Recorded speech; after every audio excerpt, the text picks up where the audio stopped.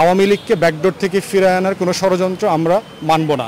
অতএব কেয়ারটেকারের প্রত্যেকটা উপদেষ্টাকে মাথায় রাখতে হবে আপনাদের অ্যাপয়েন্টমেন্ট কোত্থেকে আসছে। ছাত্র জনতা রাস্তায় আছে এবং থাকবে। এখন আওয়ামী লীগ বাংলাদেশে ইতিমধ্যে নিষিদ্ধ দলে পরিণত হয়ে গেছে। বাংলাদেশের ইতিহাসের সবচেয়ে ঘৃণিত রাজনৈতিক দলের নাম হচ্ছে আওয়ামী লীগ এবং তাদের দোসর জাতীয় পার্টি এবং 14 দল। অতএব এদের বাংলাদেশে রাজনীতি করবার কোনো অধিকার নাই, ভবিষ্যতেও থাকবে না। যারা এই রাজনীতি করেছেন, এই সকল অবৈধ সংসদের এমপি মন্ত্রী হয়েছেন, পদস্থ আওয়ামী লীগের নেতাকর্মীরা আছেন, ভবিষ্যতের কোনো রাজনীতিতে কোনো নির্বাচনে এই লোকদেরকে আমরা নির্বাচন করতে দেব না।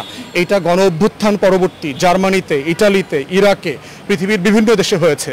যাদেরকে স্বৈরাচারী শাসক অবস্থা থেকে পদচ্যুত করা হয় তাদেরকে কখনো রাজনীতি করতে দেওয়া হয় না। অতএব আমরা কেয়ারটেকার সরকারকে বলবো এটা আপনারা মাথায় রাখবেন। আওয়ামী ফ্যাসিবাদ যারা আমাদেরকে নির্বাচন থেকে, গণতন্ত্র থেকে, ভোট থেকে বঞ্চিত করেছে, তাদেরকেও ভোট এবং গণতন্ত্রে ফিরিয়ে নিয়ে আসার কোনো অধিকার আপনাদের থাকতে পারে না। কেয়ারটেকারের অ্যাডভাইজার যারা আছেন তাদেরকে বুঝতে হবে তাদের অ্যাপয়েন্টমেন্ট কিন্তু আওয়ামী লীগের মাধ্যমে হয় নাই, রাজপথে হয়েছে। অতএব কেয়ারটেকার সরকারের প্রত্যেকটা উপদেষ্টাকে মাথায় রাখতে হবে যেই ছাত্র অভ্যুত্থান হয়েছে ছাত্র সমাজের এবং সাধারণ মানুষের, যেই রাজপথে মিছিল মিটিং, রক্ত আর লাশের উপর দিয়ে কেয়ারটেকার সরকার, ইন্টারিম সরকার গঠিত হয়েছে, আপনারা তাদের লাশ, অবদান, রক্ত দেওয়া, শাহাদাতকে কোনোভাবে ছোট করবেন না। যারা এই লাশের জন্য দায়ী তাদের বিচারের ব্যবস্থা করেন, লাশের হিসাব করেন, গণকবরের হিসাব করেন।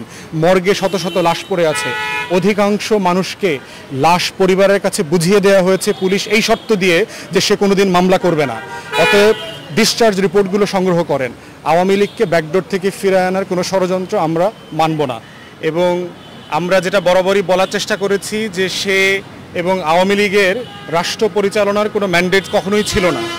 তারা একটা অবৈধ দখলদার সরকার এবং দিল্লি সহ বিভিন্ন শক্তির আশ্রয়ে তারা এই বাংলাদেশটাকে তারা 16 বছর দখল করে রেখেছিল, ভোট ছাড়া, গণতন্ত্র ছাড়া, নির্বাচন ছাড়া।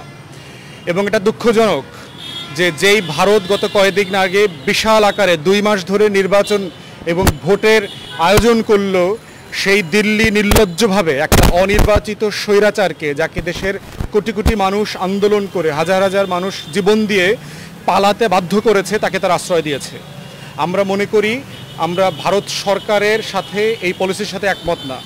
আমরা দিল্লি সহ শুরু করে ভারতবর্ষের যারা জনগণ আছে তাদেরকে বলছি যে আপনারা বোঝার চেষ্টা করেন যে কিভাবে আপনাদের সরকারের একের পর এক ভুল বিদেশ নীতির কারণে মালয়েশিয়ার সাথে, মালদ্বীপের সাথে আপনাদের সম্পর্ক নষ্ট হয়েছে, নেপালের সাথে দিল্লির সম্পর্ক নষ্ট হয়েছে, ভুটানের সাথে দিল্লির সম্পর্ক নষ্ট হয়েছে, শ্রীলঙ্কার সাথে নষ্ট হয়েছে, পাকিস্তানের সাথে সম্পর্ক ভালো না, চায়নার সাথে সম্পর্ক ভালো না, আফগানিস্তানের সাথে সম্পর্ক ভালো না, এবং সর্বশেষ আপনাদের যে দালাল শাসক ছিল স্বৈরাচারী, বাংলাদেশের সাথেও আপনারা শাসকদের সাথে যে সম্পর্ক ছিল সেই সম্পর্কটা খারাপ প্রমাণিত হয়েছে।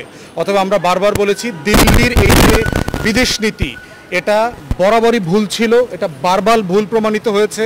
এবং এটা খুব দুঃখজনক যে একটা অনির্বাচিত স্বৈরাচারকে তারা এখানে আশ্রয় প্রশ্রয় দিয়েছে দিল্লিতে, এবং যেখানে ইংল্যান্ড, আমেরিকা, ফিনল্যান্ড থেকে শুরু করে বিশ্বের বহু গণতান্ত্রিকামী দেশে হাসিনা পালানোর জন্য চেষ্টা করেছিল, কিন্তু সেই সকল সরকার জানে যে মানবাধিকার, গণতন্ত্র লঙ্ঘনকারী কোনো ব্যক্তিকে, কোনো স্বৈরাচারকে তারা আশ্রয় দিতে পারে না।